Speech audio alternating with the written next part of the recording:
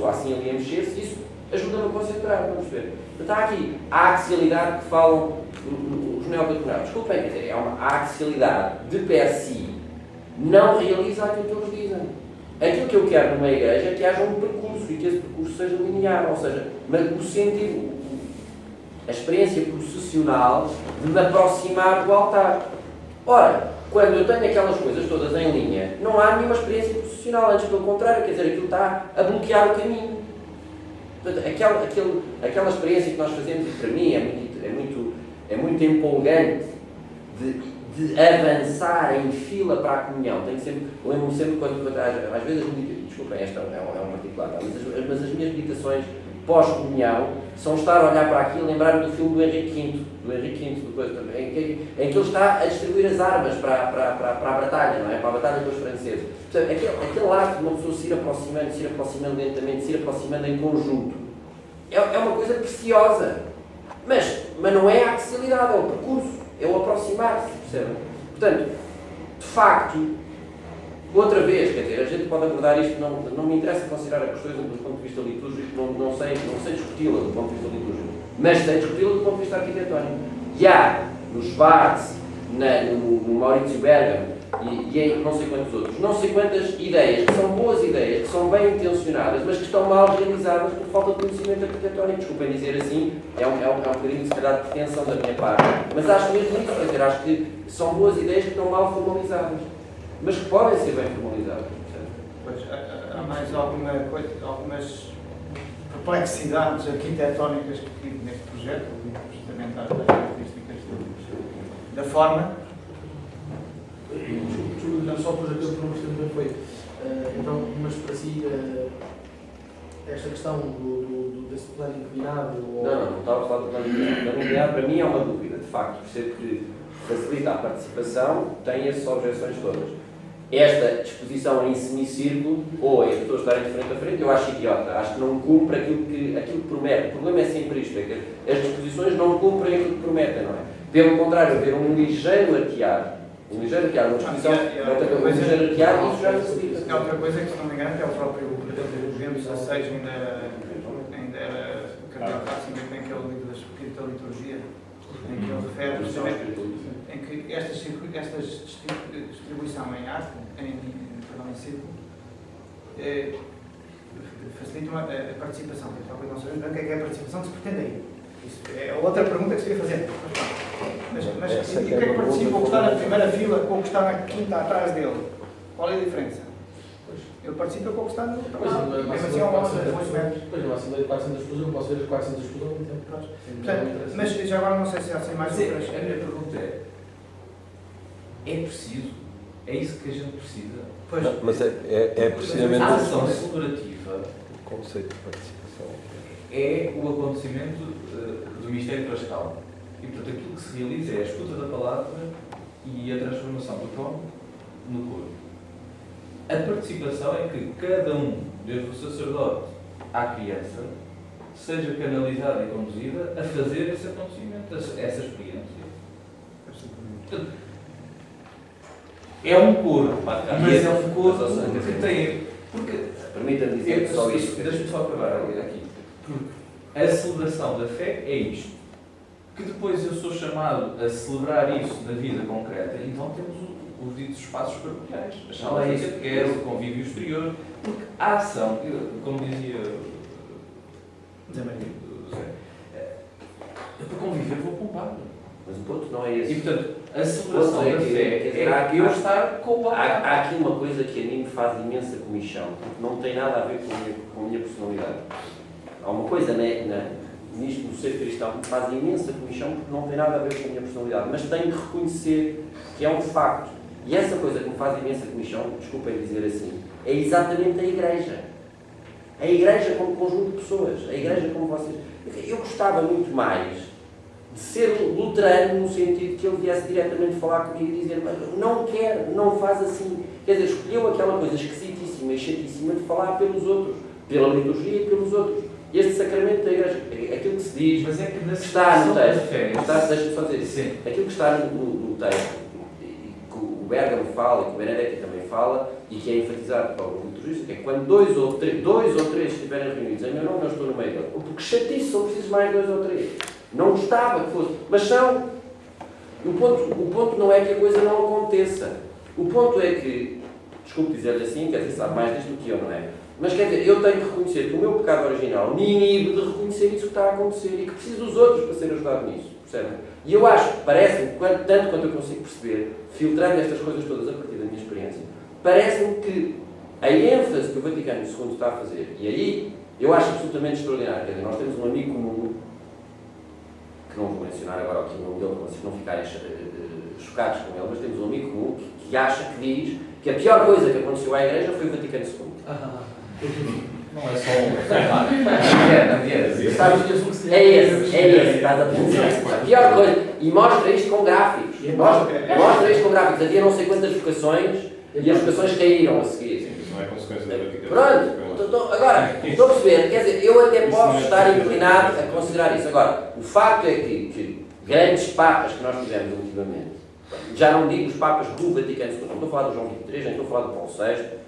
Agora, grandes papas que nós tivemos ultimamente, como o João Paulo II e como o Bento XVI, que tinha tudo para não ser favorável ao Vaticano II, vêm dizer explicitamente que o Vaticano II é uma enorme graça que aconteceu à Igreja, e dizem isto, percebem?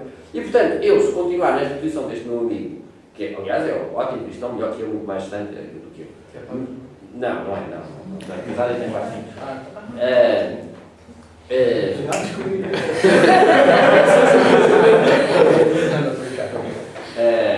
Ele sabe quem é o quer dizer, isto faz-me olhar para o Vaticano II e ouvir estas coisas todas que me parecem esquisitas, da participação ativa, etc. Olhar para estas coisas todas, porque o Ratzinger chama a atenção para elas, e o João Paulo II chamou a atenção para elas, e dizer, quer dizer, bem, eu sou estúpido, mas tem que haver aqui qualquer coisa de verdade e eu tenho que me pôr a descobrir qual é. Mas a minha questão é, essa dimensão corporal acontece no contexto coletivo de uma maneira e acontece na vida social de outra forma, sendo a mesma vida. Ok, mas tem que acontecer nas duas, o meu ponto é esse. Quer dizer, a Igreja, enquanto Igreja, tem que acontecer na liturgia. A imagem que usava há pouco, de olhar pelo canto do olho e saber que está, e isso provoca-me, porque não estou bem diferente, é uma forma. E parece-me que no contexto da celebração não vai muito mais além disso. Admito que sim, não consigo Se dizer olharmos as descrições, até bíblicas, dos relatos da Eucaristia, não é? Que são muito simples, nós percebemos que a comunidade está estática a ouvir. Não intervém. Não é? Quando Paulo, lá naquilo que escutávamos do outro dia, fala e o outro cai, a comunidade ficou em alvoroço. Mas os relatos que há nessa altura é o tal autocarro, não é o autocarro, é o tal semicírculo, digamos assim. Portanto, a questão que está, permita-me só, não sei se já concluí, mas diga. A questão que se põe aqui, penso eu, que é assim, eu acho que é incontornável para nós católicos a importância que o Vaticano II teve para a Igreja Católica. Penso eu, tirando o amigo do Pedro, e se calhar mais de 1.200 pessoas, penso mais uma gente. Eu acho que devemos fazer uma sala, não sei se percebendo o que o Pedro quis dizer, mas este não exagerou. O quadro fixo é sintomático do grau de cristandade que ele tem. Sem dúvida, mas isso não, mas eu acho que ele está a dizer no sentido que é, ele diz que foi mal, mas foi a interpretação que se fez. E é isso que o Ratzinger, ou o Papa Bento, acusa e se valoriza. Não esquecer que ele foi o homem consigo. Mas isso tem exatamente a ver com não sei quantas coisas que foram mal compreendidas e mal postas em execução, estou a perceber. Quer dizer, daí eu valorizar imenso esta inteligência do Bento XVI, que começa a olhar para as coisas com, como é que eu ia dizer, com a candura dos santos, e que diz, se isto foi dado à Igreja, e foi dado à Igreja pelo Espírito Santo, pode ser completamente adverso à minha personalidade, mas tem que haver aqui qualquer coisa de bem. Ele faz este exercício de inteligência, de olhar o que é que há aqui de bem que me está a escapar, percebem? E eu, aprendendo com ele, porque é uma pessoa com quem me identifico, quer dizer, aprendendo com ele, tento, sob o ponto de vista da arquitetura sobre o qual eu mexo, não é, que é o meu mundo, o mesmo tipo de exercício. E aquilo que eu começo a ver é que há uma série de afirmações eventualmente bem intencionadas, do acolhimento para falar da aula de Bachon Barros, não é? Que eu tirei imensas notas, do acolhimento e da axialidade, que são coisas que, assim ditas com palavras, parecem funcionar bem, mas, atenção, depois têm que ser realizadas QB, porque senão tem exatamente o efeito contrário. Este efeito que se diz aqui de eu estar a olhar para o outro que está à minha frente em vez de estar a prestar atenção àquilo que está a acontecer. Pronto, desculpe. Não, é essa, mas lá está, é aí que eu queria chegar precisamente. Uma das consequências do Vaticano II é precisamente este tipo de igrejas que se está a fazer agora. E que o José Maria fez também. Antes do Vaticano II, nem pensava fazer uma igreja desta, penso eu. Portanto, agora isto não nos vai levar a negar tudo aquilo que foi feito para trás. As tais igrejas catedrais góticas, tudo aquilo que foi feito. Logicamente não, e os espaços continuam a ser utilizados e continua a haver celebrações nesses espaços. Agora, realmente, isto também acaba por trazer alguns problemas, eu também concordo com isso.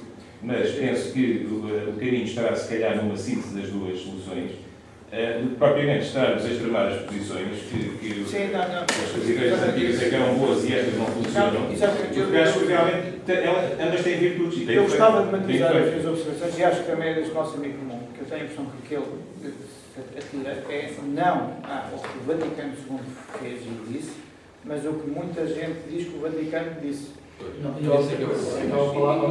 Porque isso é um facto, que há muitas coisas que se dizem.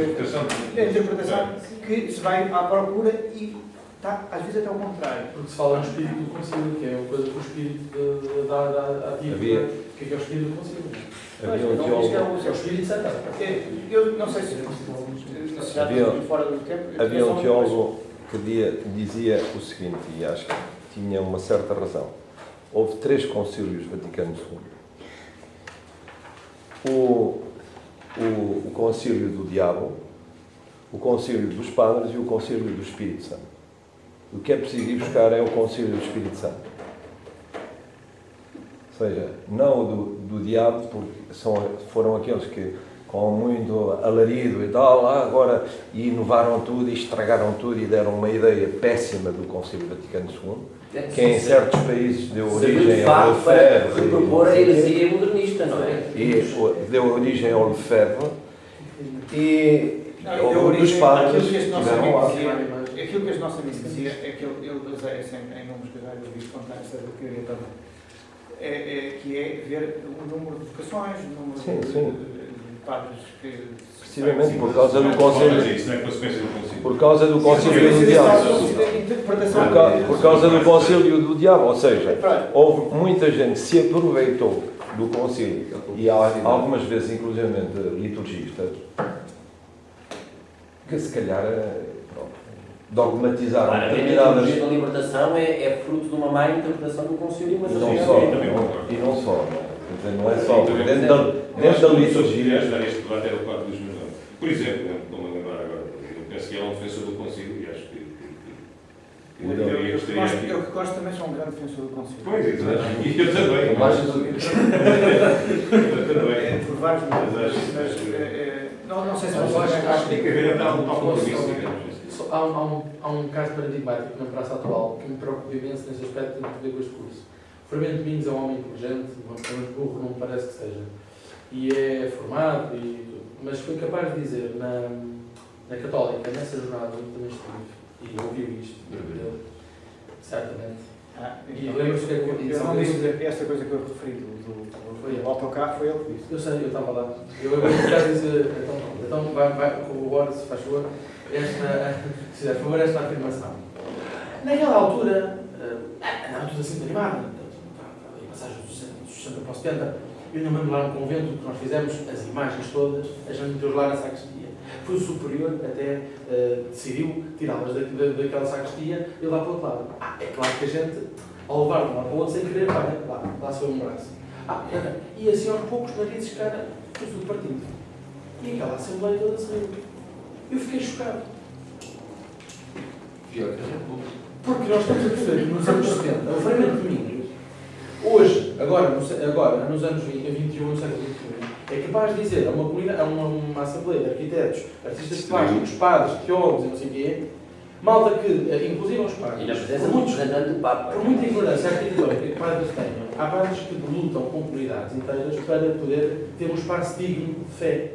Afinal, Pode ser à forma do Opus Dei, pode ser à forma de quem quiser, mas lutam por isso. No final, há gente muito boa por fazer por isso. Né?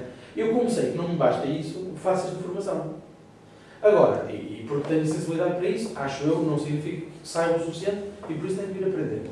Agora, não posso ficar, só que eu ali era um aluno, à frente de um comitê de gente, e que a única pessoa que eu acho que foi capaz de responder naquela assembleia, com qualidade, e talvez tenha sido a única com capacidade, foi, também ouvimos aquele arquiteto ou artista plástico de arte contemporânea, dizer que isto arte do século XIX e XVIII é um bocadinho arte kitsch, não é?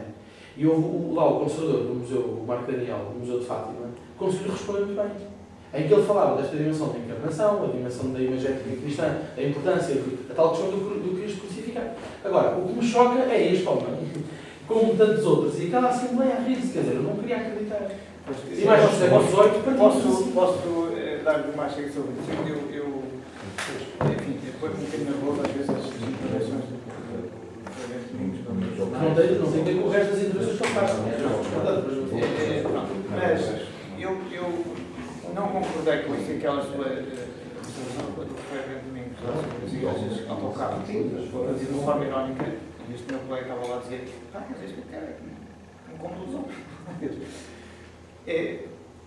Mas eu li na intervenção dele, quando ele fala sobre o fim da intervenção dele, ele centra-se um bocadinho mais sobre o objeto, o que é que se pretende que se faz na missa, e ele fala com uma tal força, não sei como adjetivar, sobre a Eucaristia, que eu percebi, este homem, apesar de gostar imenso destas coisas, mas não consigo perceber bem o que é que ele gostava. Eu percebi o que é que ele não gostava.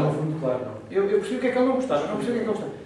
Mas este homem tem uma verdadeira devoção à Eucaristia. E deve estar enamorado de Deus. Portanto, isto quer dizer que depende muito das pessoas. Portanto, eu dei aqui a minha sensibilidade. Ele, partindo os narizes já das imagens, e se me aproximou de Deus, foi extraordinário estudar para ele e para os colegas dele na altura. Não sei. Mas não aproximou de Deus, sabe porquê? Porque ele já estava no convento, já estava a fazer um caminho itinerário religioso, já professa, e na altura ele já considerava normal que fizessem isto. Portanto, acho que não é uma aproximação de Deus. Ou não compreender à época, numa época de grande questionamento, é claro, né? Anos 70, 70, mas é não perceber e é ridicularizar. E agora atualmente, validar isso mesmo. Porque acho que não ninguém é Deus. É que os caminhos do Senhor são misteriosos. Eu desde que Nossa Senhora permitiu que fosse construída aquela coisa ali em Fátima. Acho que pronto, fazemos o melhor que podemos, mas já agora em relação a isso que disse, quando uma pessoa é boa, mas não parece, é parva. E isso citando uma frase. A dizer que as coisas que ele escreve nos jornais, das poucas que eu tive a coragem de ver, depois deixei de ter. De facto, deixa-me realmente a pena. Pois é isso. Se a pessoa é boa e não o demonstra, quer dizer, não o mostra ao contrário, é parva. Mas pronto, não está cá, deixa-me associar. Exato. Olha, portanto, devo dizer que eu depois de o ter ouvido, só tinha lido, subiu muitos pontos na minha consideração. Muitos pontos. pronto. Zé, não sei se queres que vá mais um Não, eu acho que, quer dizer, eu tenho aqui fé diversos arquitetónicos, problemas que isto levantou, há bocado estava a ver aqui, suponho que a arquiteta, estando a arquitetura, estava aí a falar de uma coisa redonda também, os problemas que isso levanta, principalmente quando não há dinheiro, é uma terrível. Os bancos redondos, os saídos, que não é só a construção, é também a coisa problemática, depois, por exemplo, lá casamentos. Aquele teu projeto do teto na Serra não tens aí imagens? Não. Portanto, quer dizer, já me estou a pensar muito, não é? Sim, está bem. Mas já está a pensar muito, não sei dizer. Posso contar algumas coisas destas se tiverem interesse. Então, se calhar, pegava aqui uma caneta, aqui nesta situação, o que é que acontece? Nós temos, é claro, um projeto, como é lógico, eu fiz os banquinhos todos redondinhos, mais nítidos, então. Depois, quando começas a fazer contas, começas a fazer o caderno de encargos e ver as contas, não sei o que, não pode ser redondo, porque senão vai ter malucos. Portanto, passa a ser poligonal. Não é? Então, um banco poligonal, como vocês veem, separei isto de tal forma que aqui a distância que a pessoa tem que percorrer para o meio das pessoas não seja mais de 14 lugares, 7 metros, mais ou menos, e tal, dizem os mais fortes da época. Lá fiz uma... A questão aqui são as sacristias, não é? Portanto, o cortejo de entrada, portanto, ver quando é que é o lugar a passar, etc. Mas estes bancos, como têm uns ângulos, é sempre o mesmo ângulo, mas facilita o coloca do carpinteiro na cabeça em água. Mas, é claro, eles têm, o banco tem umas laterais um pouco mais fortes, que se pretende também que tenham um peso suficiente, aqui não tem sempre arrastado, porque é uma coisa tão nervosa, ou se põe a Padre Paulo, que a fila não esteja certinha, não é? Portanto, aquilo tem sempre certo peso para que um encontrão não se encontre. Mas tenham consciente que isto tem que ser colado na carpintaria, portanto. Isto vai ser uma só unidade quando for montado. Especialmente colado, vamos fazer um sistema de parafusos, mas quer dizer, vai dar trabalho para tirar. Então, por exemplo, há um casamento, como é que é? Onde é que se põe os noventos? Normal, tira-se um banco, não é? Portanto, então vamos tirar isto. Então, tivemos que inventar aqui um sistema que é este genuflexório. A tradição não vem mais. Portanto, aqui tem aqui aquela parte mais forte. Deste lado tem talvez uma coisa mais forte. E depois aqui está o banco. A mesma coisa e tal. Então, este e o simétrico têm um sistema de encaixe para que este venha para aqui e este venha para lá. E depois ficam aqui no meio, os dois. E depois ficam aqui encostado de qualquer lado. E este espaço fica mais amplo. Portanto, tive que inventar assim uma coisa para... O normal é que se há bancos corridos, que eu basta encostá-los, tira-se, tal. Aqui, por exemplo, vai ser difícil alguma vez uma ordenação sacerdotal, tem que se deitar no chão. Possam entrar cintos ou estreitinhos para caber nesse rosto. Não é assim. Não é suposto. Não cabe a ninguém para os miúdos dos locutores. Exatamente. Mas na parte, quando o quarto entra em... E a prostração? A prostração, aquele espaço antes ao lado do assunto altar. que diz também é sacramento de caridade, que é os confessionários que sejam visíveis e não sei o que, tal. Mas, claro, isto é o que diz ali, sacramento de caridade, mas quem reconhecer a culpa é sempre uma coisa complicada, portanto, tem que ir a confissão. É importantíssimo. Há confessionários, não? Então, há 3 confessionários, mas não são muito visíveis. Isto é, são visíveis, percebes que é o confessionário, mas percebes que são os confessionários. Portanto, mas tem que estar num sítio em que a pessoa que esteja à espera não esteja ali a ser vista pelos outros todos. Portanto, isso é típico da psicologia humana. Portanto, eles estão, por acaso, inicialmente haviam exposto aqui, mas entrando pelo lado de trás. A pessoa passava ali para trás e não sabia se ali era a sacristia ou a casa de banho ou se era o confessionário. Portanto, há assim uma série de situações que nesta situação em que tudo está a olhar para todo o lado, aquela privacidadezinha da esquina onde eles... Eu andei nas oficinas de São José e então eles tinham muitas festas, os salesianos têm muitas festas ao longo do ano e na véspera iam sempre, passavam pelas aulas e perguntavam quem é que se quer ir confessar. Evidentemente, eu via saltar meus amigos disponíveis para a confissão assim imediatamente. A sair da aula, não é? Essa questão da vergonha de ir à confissão foi uma coisa solucionada. Pronto, eu acho que se todos tivéssemos coragem de pedir desculpa, montava muito mais. Muito melhor. Desculpa, Deus, as pessoas que não sabem. Depois, outros apontamentos que... Sim. Também, então, agora, por acaso, a semana da observação da Sexta-feira Santa, que é o caso em que o padre e os que acompanham os outros ministros, os acólitos, se prostram no chão, ou pelo menos está previsto que assim se faça. Essa situação e outras situações também tiveram em conta para a liturgia nas suas diferenças ao longo do ano, ou não? Quer dizer, tendo-se em conta, o Padre Paulo teve muito acompanhado disso. Ele é um homem muito ciente e muito cuidadoso e minucioso e perceber as coisas que funcionam sempre agora para preparar a cerimónia da dedicação da igreja, meter umas coisinhas não há pilares, não tem pilares, não nos arcos, não tem os arcos, umas coisinhas que são vencidas lá na altura da consagração, depois mais da sagração. Depois um ganchinho embaixo para meter uma velinha, para meter uma flor, Que eu nunca tinha reparado nisso, sinceramente. Pois é, não se vê. E o altar tem alguma cruz? Então, o altar... O tampo em si? Não, o altar não tem nenhuma cruz. Está previsto. Não façam quando isto No já ritual. evoluiu. Não, estou a dizer a peça em si. A peça em si não tem nenhuma cruz. Mas o ritual diz que se deve ter. Para a sagração, exatamente. Pois, Muçulmano. em muitos É visto desses, pela conferência até 4 episcopal. cruzinhas em cima do altar. Pelo menos. Pois. Eu já vi. Ou seja, as 4 nos cantos e uma ao centro, Exatamente. ou uma só, que se tem a ver com o rito da sagração. Por acaso também que me diz isso, tenho que contar ao Padre Paulo, porque neste momento Isso está- ontem isso está mandei, no mandei ritual. cortar a pedra Isso está 2,40 metros por 1,50 por 20 centímetros. Que está o Paulo Graças. engenheiro sem saber como é que mete lá dentro, porque a maquineta vai partir o chão vai partir. São as logísticas sempre complicadas. Outra coisa que é a situação do sacrário, que também diz, especialmente no Caritas Espírita, ali uma citação, aliás, já está, que é, eu aqui solucionei da seguinte forma, que é pôr o sacrário num painel de vidro, em que ele tem frente para os dois lados, para a capela do Santíssimo Sacramento e para a capela, para o espaço principal. A abertura será deste lado, mas terá duas frentes, não só acesso, mas duas frentes. Com isto, toda a gente que aqui está, de facto, está a ver o sacrário. Até o próprio celebrante, de certa forma, diretamente está a ver o sacrário. Portanto, nunca se dá costas ao sacrário, como dizia ali o... Exato. E está a E conseguir aqui neste não se vê, mas do outro. Acho que consegui dar uma importância.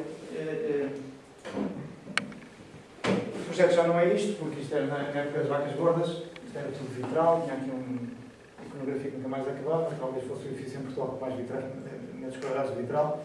Eu não sei, cara. Foi a primeira coisa que me disseram, não. Acabou-se. E ficou o quê agora? Então ficou aquela fotografia que vocês viram há um bocadinho, que é uma parede cega, à espera de um retábulo definitivo. Não havia dinheiro para obras de arte, portanto não vai haver obras de arte, portanto o vitral, como tem que se pôr, porque não pode entrar chuva, não podemos deixar uma janela sem nada, portanto o vitral acabou. Quando houver dinheiro, põe-se. Conseguimos, e não foi muito difícil convencer que era preciso fazer qualquer coisa para não ficar umas paredes cegas à espera de uma futura intervenção. E então este escultor que falei, o Armindo Pinto, com quem já tinha trabalhado naquele projeto, mas tem aqui uma fotografia.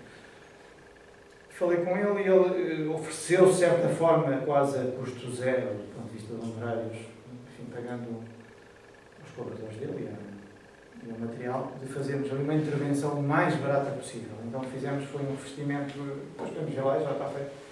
Aliás, não sei se vocês quiserem ver, Está programado. Só está programado. Suspeito que, se for antes da inauguração, que está marcada para 30 de março, temos de ter lá as... Sabe a hora? Nós temos... Como? Sabe a hora já ou não? Já está. É que vai estar marcado. Já está. Eu já sei.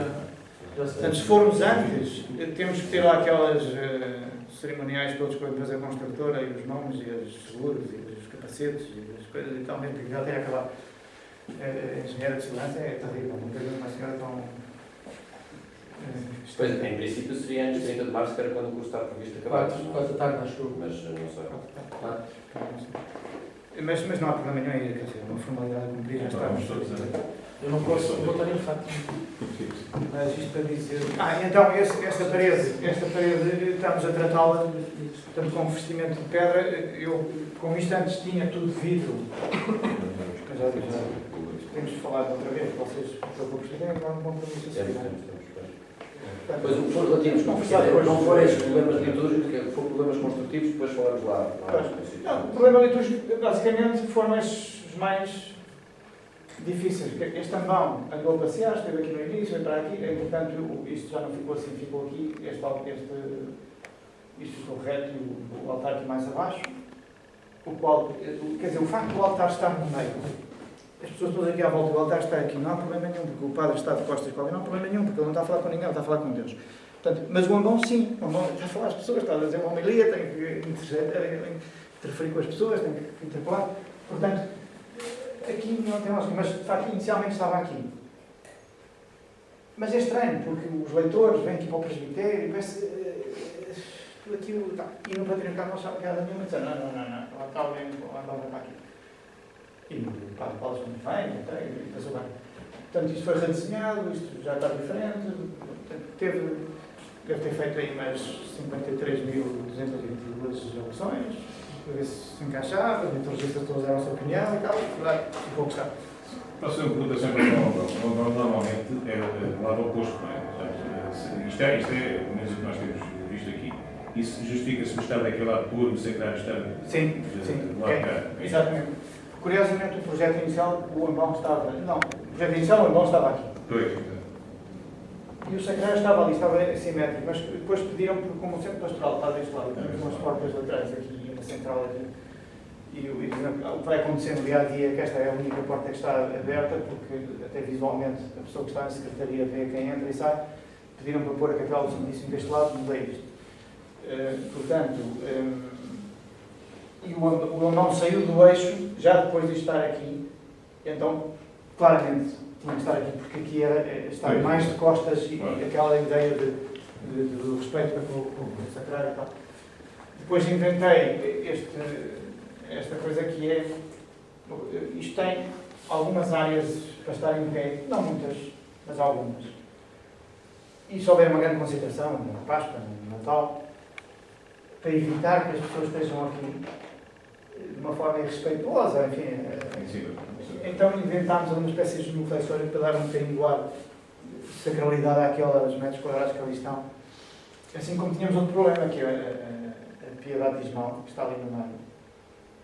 Como é que evitamos que quando também está a igreja cheia, estejamos sentados e tal, encostados ali e tal, inventámos um sistema que é, não sei se vai funcionar, quando uma pessoa está cansada. E também a pessoa se aproxima.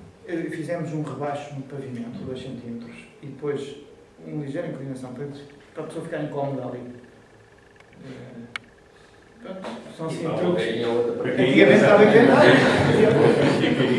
Já não sei qual lá outra vez. É claro, antigamente estava solucionado porque havia uma capela específica. Há uma coisa que não sei como é que isso está resolvido ou não. Vamos imaginar que o ministro vai repor no sacrário o Santíssimo com 2 píxides. Como é que ele, isso foi outra como é que ele faz para abrir o sacrário? Exatamente. Manda as píxides. Nós tínhamos no projeto inicial, havia aqui do lado de fora, do lado da Capela do Santíssimo. Portanto, o celebrante tem que vir por aqui e vai por trás e entra na Capela do Santíssimo, só por 2 grauzitos, e chega ao sacrário. Então, estava no projeto inicial, estava uma missa depois. O padre Paulo disse-me que não era preciso. Eu fiquei perplexo, precisamente, com essa situação. Ele disse que não é preciso, desde que a pessoa... Mas não desistimos de fazer isso, ainda estamos neste momento... Uma espécie de apoio aí, não é? Um apoio? Um apoio, estamos a pensar, inicialmente era de pedra, estamos a pensar se é de vidro. Isto vai ser um grande vidro, tivemos um problema que tem mais de 6 metros e não conseguimos ver os grandes. Para a adoração ao Santíssimo, para a exposição ao Santíssimo, onde é que será feita? Será feita no altar. A Capela do Santíssimo tem um altar? A Capela do Santíssimo é um altar. Também serve de capela que é... Também serve de capela de dia. Sim, tem um altar. Há uma solução muito gira na igreja paroquial do meu pai, que é um sacrário antigo, do século XVIII, que foi depois intervencionado mais tarde, e até é daqueles antigos cuja porta tem 4 códigos. E depois tem, por baixo da porta, tem uma banqueta que se puxa por cima e por baixo. Por cima faz um social. Mas é engraçado porque é uma porta normal. Mas depois tem umas coisinhas douradas em que a gente puxa e tem uma maquinetazinha simples. Depois puxa e, de facto, à frente do sacrário, até se pode ter pensado, faz de apoio suporte para uma custódia. Muito simples, muito discreta. Claro que ali, neste caso, é uma igreja típica, portanto, tradicional, portanto, tem um altar no retábulo, mas quem chega ali, de facto, com uma custódia ali colocada, está ambiente, é muito bonito. Os focos estão todos virados para ali. Não sei se não era uma opção interessante, em vez de estar a pôr no altar, que é o lugar onde, de facto, é celebrativo da Eucaristia, não faz mal que seja o lugar da expressão. Quer dizer, ser no centro, ser o altar... Não, só opções. Aqui está no centro geográfico, por acaso ele agora avançou, já não está no centro geográfico, mas enfim, conceptualmente está no centro. Acho que tem alguma vantagem. Não para ser. Pois, Agora, se está mais avançado, como é lógico que se é uma custódia, do lado ninguém vê, não é? Não, pois seria limitado do lado aqui. Mas a porta do sacrário é por trás. É por trás. Pois é. Temos que terminar. Não sei se quiseres concluir alguma coisa. Agradecer a paciência. Então, olha, eu gostava de dizer, acho que apesar de José dizer que não é um académico, e de facto não é, mas quer dizer, estas experiências de quer de fazer, quer de estar e de ver outros sítios, parece-nos que é com isto que ganhamos, não é? Por acaso vamos ver isto. Esqueci. Isto é a Catedral de Liverpool. Isto é a Catedral Católica de Liverpool, feita por um anglicano, cujo interior é redondo. Esta é uma fotografia tirada por mim, esta fui à net porque a minha não sabia. Esta tem um problema ainda mais grave, porque enquanto que eu não punha gente, não passava os 180 graus, ele passa. Não são 360, porque tem aqui uma zona atrás, não é? Eu não consigo perceber como é que uma pessoa ali atrás consegue ouvir ou não. Isto é noutro. Ele vai, também tem outros problemas, esqueci-me que é mais uma coisa de mas pronto. Eu acho que com isto. Pronto. Muito obrigado então. E até aí, abertos.